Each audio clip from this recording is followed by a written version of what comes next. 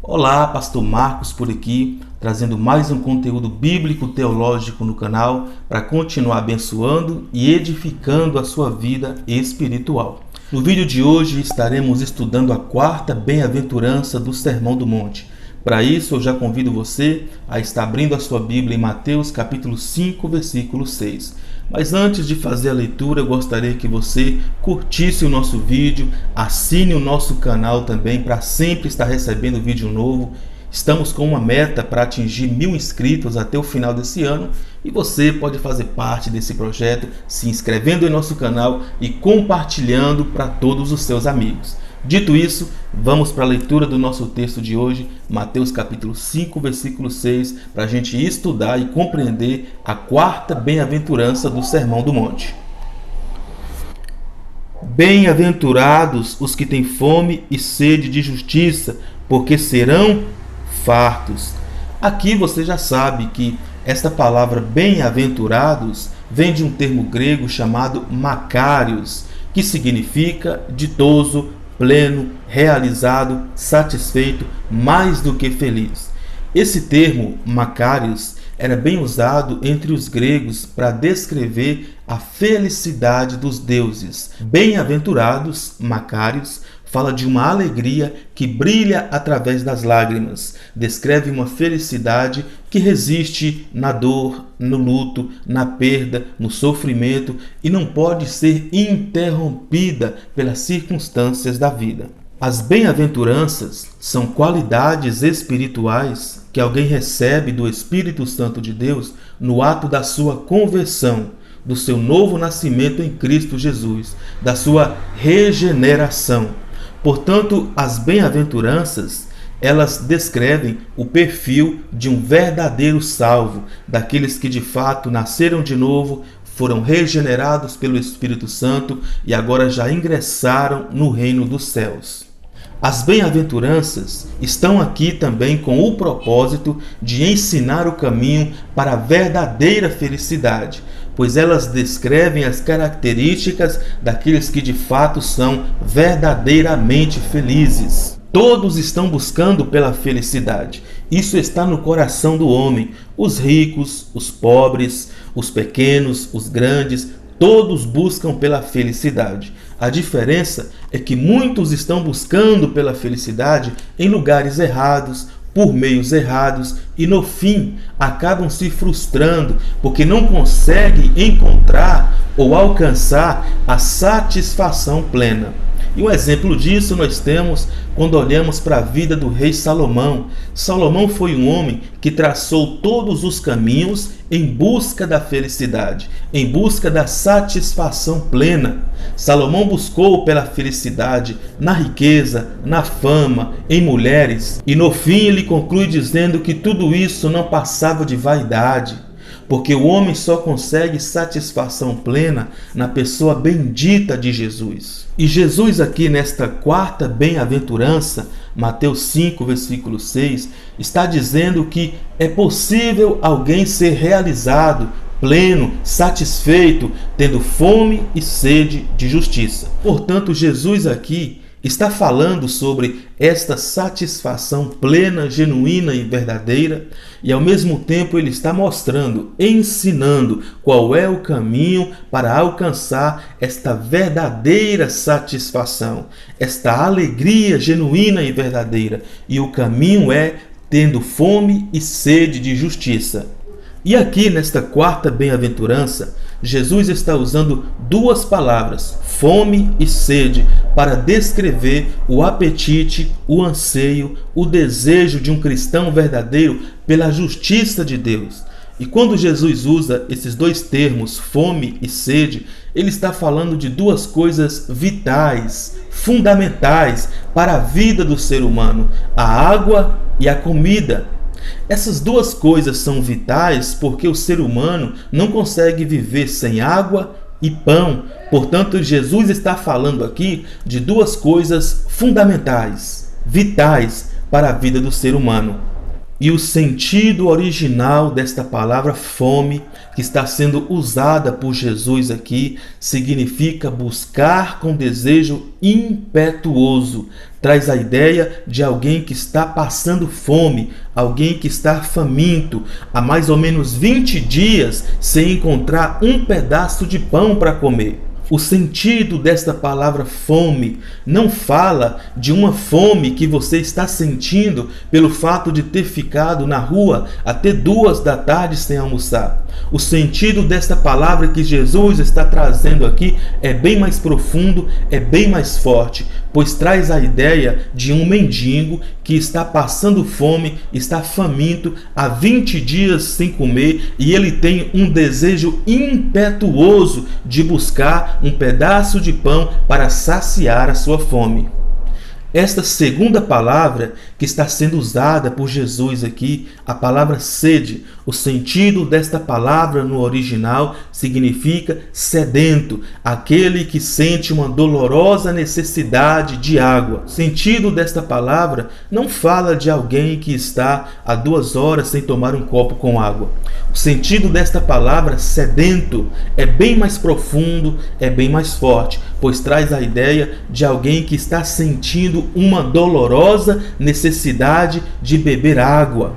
E a proposta de Jesus aqui, ao usar esses 2 termos, fome e sede, a intenção de Jesus é revelar a intensidade do desejo, da busca, do anseio, da sede de um cristão verdadeiro pela presença de Deus.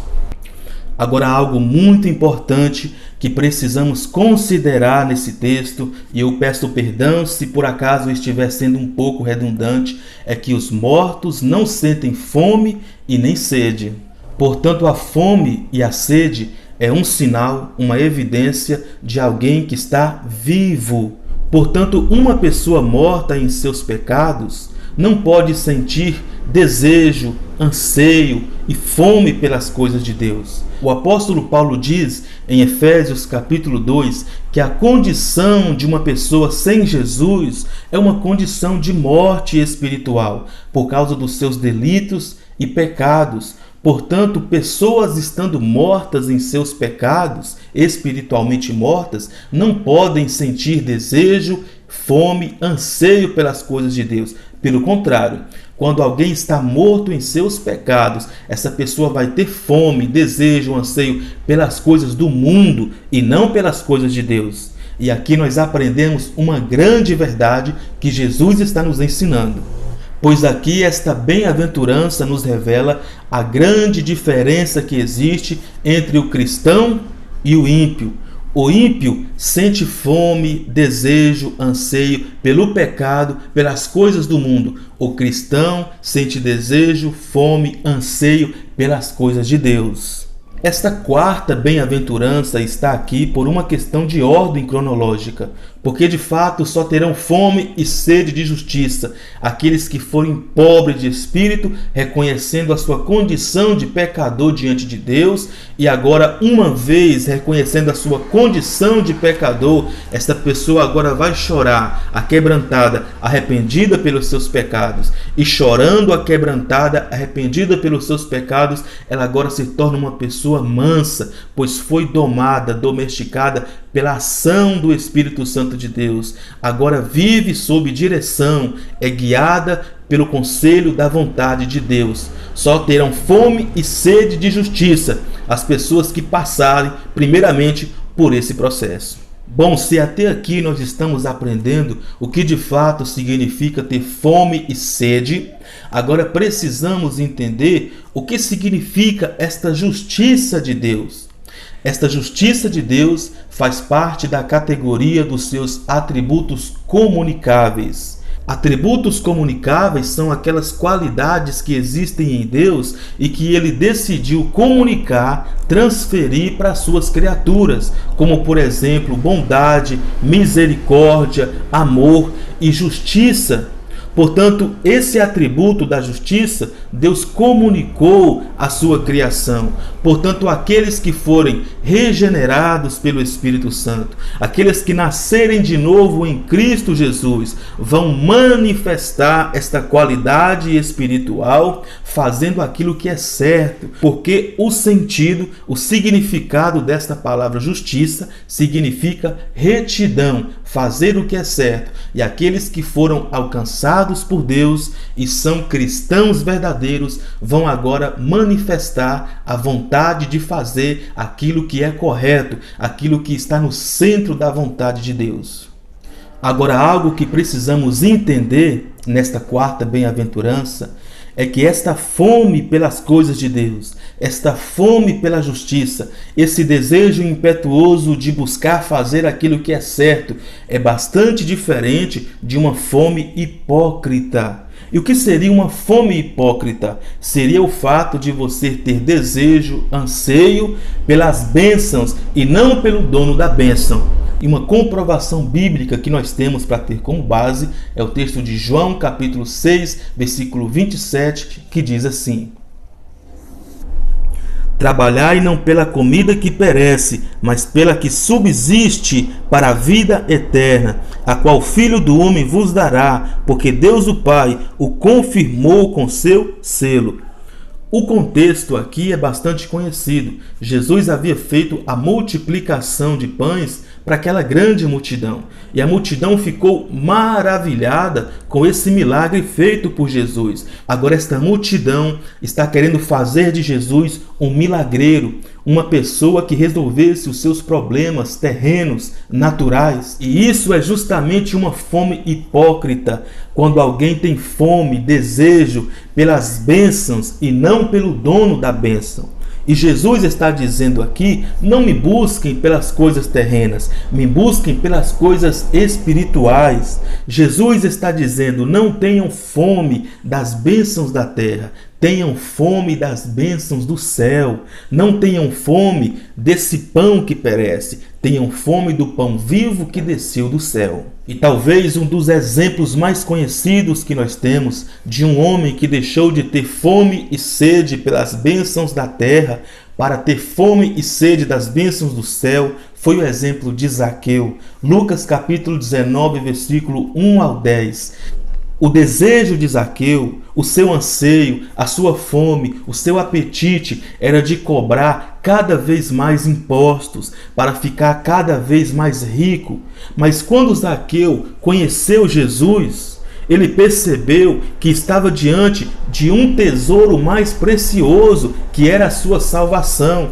Então Zaqueu deixa de ter fome e sede pelo dinheiro, pela riqueza, para ter fome e sede da presença de Jesus. Zaqueu abriu mão das riquezas da terra para tomar posse do tesouro do céu. Quando Jesus chegou na casa de Zaqueu, todo o seu ouro, toda a sua prata perdeu o brilho e ficou insignificante diante da proposta que Jesus apresentou para ele, a salvação eterna. Sem pensar duas vezes, Zaqueu deixa de ter fome e sede pela riqueza da terra e passa a ter fome e sede pelas bênçãos celestiais. E Jesus disse: hoje entrou salvação nesta casa, porque este é também filho de Abraão. Um outro exemplo de um grande homem que deixou de ter fome e sede pelas coisas terrenas e passou a ter fome e sede pelas coisas do céu foi o apóstolo Paulo. Em Filipenses capítulo 3, versículos 7 e 8, ele diz assim: mas o que para mim era lucro, isto considerei perda por causa de Cristo. Sim, deveras considero tudo como perda, por causa da sublimidade do conhecimento de Cristo Jesus, meu Senhor, por amor do qual perdi todas as coisas e as considero como refúgio para ganhar a Cristo. Quais foram todas essas coisas que o apóstolo Paulo considerou como perda? O apóstolo Paulo abriu mão das regalias, das posições, dos privilégios, abriu mão de ser membro do Sinédrio, abriu mão de ser um sumo sacerdote, abriu mão de ser um grande orador da lei de Moisés. Paulo abriu mão da sua cidadania romana, o apóstolo Paulo abriu mão de todas as prerrogativas que o judaísmo dava para buscar a Cristo, para ter um conhecimento, uma revelação mais sublime da pessoa de Cristo. Tudo isso porque Paulo tinha fome, sede, Paulo estava sedento pela presença de Jesus. Paulo tinha um desejo impetuoso pela presença de Deus e considerava todas as outras coisas fora de Cristo como nada. E um outro exemplo de um grande homem que deixou de ter fome e sede pelas bênçãos da terra e passou a ter fome e sede pela glória de Deus foi o exemplo de Moisés. Êxodo capítulo 33, versículo 18. Mas antes de lermos o texto, eu quero contextualizar dizendo quem era esse homem. Moisés, sem sombra de dúvida, foi o homem que mais viu sinais na face da terra. Moisés foi o homem que mais viu prodígios e maravilhas sendo manifestadas pela mão de Deus. Nenhum outro homem viu com os olhos aquilo que Moisés contemplou. Moisés viu o próprio Deus virando o Egito de cabeça para baixo com a sua mão poderosa para libertar o povo de Israel do cativeiro egípcio.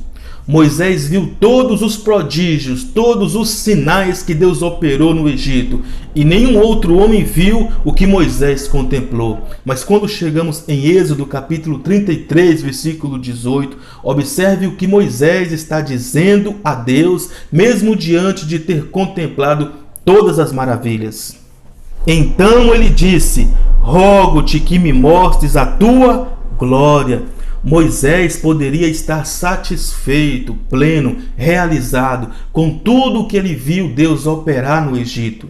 Mas diante de todos os sinais e todas as maravilhas, Moisés está concentrado na glória de Deus. Moisés quer ver muito mais do que sinais, maravilhas e prodígios. Moisés quer ver a glória de Deus, porque Moisés não tem fome e sede das bênçãos, dos sinais, dos prodígios, das maravilhas. Moisés tem sede e fome da presença de Deus. Isto sim é ter fome e sede de Deus. Isto é estar sedento. Isto é ter um desejo impetuoso pela glória de Deus. Um outro exemplo que nós temos de um homem que teve fome e sede da presença de Deus é o exemplo de Davi. Ouça o que está escrito em Salmos capítulo 63. Ó Deus, Tu és o meu Deus forte, eu te busco ansiosamente. A minha alma tem sede de ti, meu corpo te almeja, como terra árida, exausta, sem água. O contexto em que Davi escreve esse salmo, ele estava fugindo das ameaças de morte de Saul no deserto da Judéia, um lugar seco, árido, sem água. E naquele contexto, o que era bastante comum de acontecer era os andarilhos passando nos caminhos procurando água, sedentos buscando por água. E Davi, diante desta situação, ele poderia muito bem estar reclamando pela falta de água. Davi poderia muito bem ter escrevido um salmo falando sobre a sua dolorosa necessidade de beber água, mas pelo contrário, Davi escreve um salmo dizendo que assim como aquela terra seca, árida, anseia por água, assim era a sua alma. A sua alma tinha sede de Deus. A alma de Davi estava sedenta pela presença de Deus, assim como aquela terra árida e seca estava sedenta por água. Isso é ter fome e sede da presença de Deus. Um dos maiores exemplos de homens sedentos pela presença de Deus era o exemplo de Davi. Ouça o que está escrito em Salmos capítulo 130, versículo 5. A minha alma anseia pelo Senhor mais do que os guardas pelo romper da manhã, mais do que os guardas pelo romper da manhã. Nesse contexto em que Davi escreve esse salmo, ele está se referindo aos pastores de ovelhas que ficavam nas vigílias das madrugadas, pastoreando nos pastos, e também estava se referindo aos guardas que ficavam a madrugada inteira na porta dos palácios. Aqueles guardas sentiam solidão, sentiam frio, aquele vento gelado da madrugada, e o que eles mais ansiavam era ver o romper da alva. O que eles mais desejavam era ver o amanhecer, para sair daquele turno, chegar em suas casas, tomar um chá quente, dormir para descansar com as suas esposas. E o que Davi está dizendo aqui é muito forte. Davi está dizendo: a minha alma anseia por ti, mais do que esses guardas anseiam pelo romper da alva. A minha alma deseja, a minha alma anseia por ti, mais do que esses guardas anseiam pelo amanhecer. Agora eu convido você a estar voltando para o texto que iniciamos esta aula, Mateus 5, versículo 6. Eu vou ler o texto novamente e concluir o ensino de hoje. Bem-aventurados os que têm fome e sede de justiça, porque serão fartos. Existe, meus amados, uma promessa para aqueles que têm fome e sede de justiça. Esta fome não será fome para sempre. Esta sede não será sede para sempre, pois esta fome e esta sede resultará em uma fartura. Esta fome e esta sede resultará em ser saciado. Esta busca incessante, esse desejo impetuoso pela presença de Deus, resultará em um encontro maravilhoso com a graça e com a presença de Deus. Ouça o que está escrito em João capítulo 6, versículo 35. Eu leio para você esse texto e finalizamos a nossa aula de hoje. Declarou-lhes, pois, Jesus: eu sou o pão da vida, o que vem a mim jamais terá fome, o que crê em mim jamais terá sede. Esta busca incessante, esse desejo impetuoso, resultará no encontro daquele que pode suprir todas as nossas necessidades, pois Jesus é o pão vivo que desceu do céu para saciar a alma de todo faminto. Jesus é a água da vida para saciar todos os sedentos. E Jesus disse que aquele que comer desse pão nunca mais terá fome. Aquele que beber da água que ele lhe der nunca mais terá sede, porque Jesus é o único que pode suprir todas as nossas necessidades espirituais. Eu espero que a aula de hoje tenha abençoado e edificado bastante a sua vida. Se te abençoou, você já sabe, você precisa curtir esse vídeo, deixe aqui embaixo também um comentário, se inscreva no canal se caso ainda não é inscrito, compartilhe o link do nosso canal para todos os seus amigos, para que mais pessoas continuem sendo abençoadas e edificadas pelo ensino da palavra de Deus. Eu vou ficando por aqui, mas estarei te aguardando no nosso próximo encontro.